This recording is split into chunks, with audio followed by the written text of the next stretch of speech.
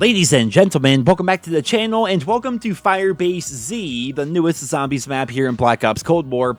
The gameplay today is completely irrelevant to the topic at hand, but I'm using the gameplay anyway because it's a brand new zombies map and it was fun to explore for the very first time. What you're watching is my first playthrough of Firebase Z. The topic today, as I mentioned, is not tied to zombies, it's tied to multiplayer, and unfortunately the news is not good. When do we ever have good news in the Call of Duty franchise? I suppose the most recent update was actually pretty good, but when it comes to things that are going to be happening in the future, it always seems like it's very doom and gloom. As you guys know, a couple of days ago, Activision held their annual fourth quarter earnings call with their investors, and in there they announced that in 2020, over 250 million people played Call of Duty, and Call of Duty players are spending 3 times more time playing the game, and they're investing 3 times more on in-game content than they were previously. Now, exactly what they're comparing this to is anybody's guess, but 250 million people spending 3 times as much time in the game as they did previously, and spending 3 times as much money on stuff in the shop, means that the Call of Duty franchise is flourishing, which you think would be good news, but it's not necessarily good news because this is all likely due to skill-based matchmaking. And, of course, Warzone being free to play, but more on that later.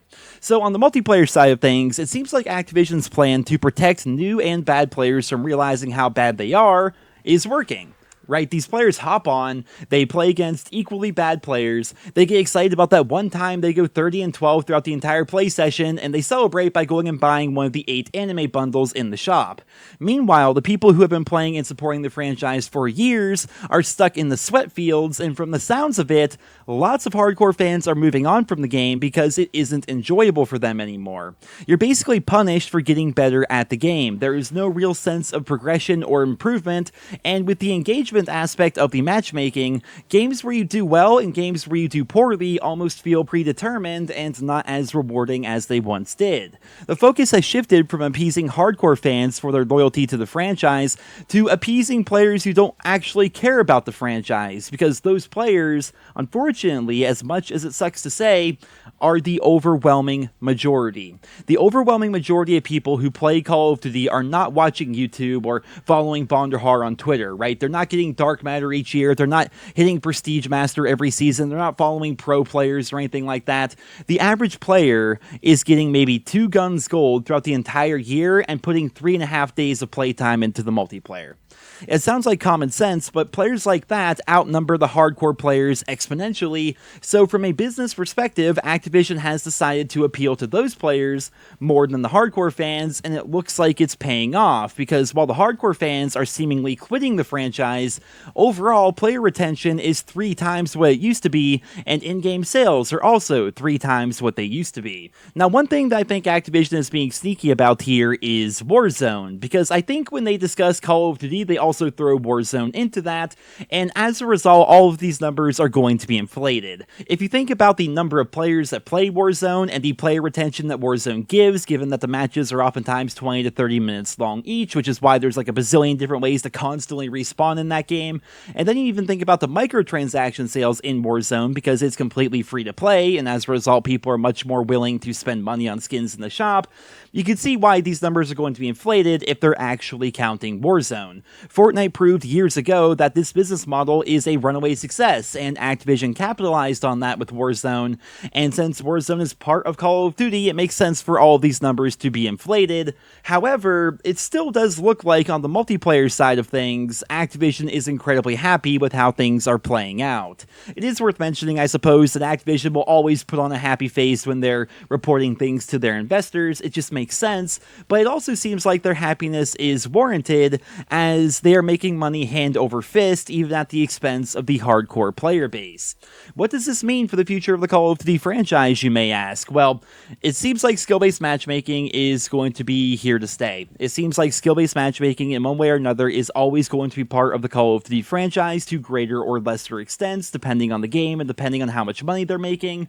And just like we discussed with yesterday's video, Activision's president announced that Warzone is going to be front and center for them going forward, and that's definitely concerning. So Warzone's going to take top priority, and skill-based matchmaking and multiplayer is working really well, according to Activision.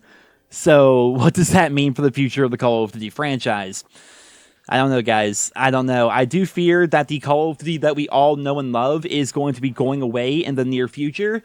But then again, I think it's fair to say that the Call of Duty experience that we all know and love and that we grew up with has been gone for a very long time. If you think about the golden age of COD from 2007 up to 2002, you know, Call of Duty 4, World at War, Modern Warfare 2, Black Ops 1, Modern Warfare 3, and Black Ops 2, if you think about those games and the golden age of COD, we've kind of shifted away from that quite significantly. I mean, Call of Duty itself is still the same core experience at the end of the day. You have a gun, you have your class set up, you run around the maps, you cap your dom flags, you plant your bombs in search, you get kills in team deathmatch. It's the same core experience, but all the outlying factors are what changed Call of Duty slowly from what we saw back in the golden age to what we see today. And I don't think we're ever going to go back to what made Call of Duty great back in the day. I think we're only going to continue down this road of focusing on Warzone, focusing on moving people out of 6v6 traditional multiplayer for some reason into 2v2 game modes or 12v12 game modes, or who knows. I mean, there's going to be a new Battlefield coming out, possibly this year, and maybe Call of Duty is going to want to really compete with that even more by really expanding on the idea of fireteam and combined arms. And maybe that's going to be like the new staple going forward. We have no idea, right? I mean, if there's one thing about the Call of Duty franchise, it's always interesting to look at because there's always something happening and things to look forward to in the future and things to discuss. But man, it's really hard to predict right now what the future of the Call of Duty franchise is going to be like. And I have to wonder what the rest of Black Ops Cold War is going to be like, because I do enjoy this game. I mean, I wouldn't have Dark Matter if I didn't enjoy the game, right? I wouldn't be sitting here playing zombies if I didn't enjoy the game. But I have to wonder, what is the content stream going to be like for this game now that we know for a fact that another Call of Duty title is coming out in October or November? Is content going to speed up for this game? Because the content that we get is good, it's just very few and far between. So is that content pipeline going to speed up, or is it going to slow down as we go throughout the rest of 2021? I suppose, once again, as always, we are going to have to wait and see how things are going to play out. But going full circle here, I did think that the news that Activision put out was interesting, so I wanted to discuss it here today and gauge your feedback down in the comment section below. Well, ladies and gentlemen, I hope you guys all enjoyed today's video. If you did, consider leaving a like. Thank you all so much for listening, and I hope you guys all have a wonderful day. That's the last one dusted. Commence an extraction. Evac successful. Returning to base.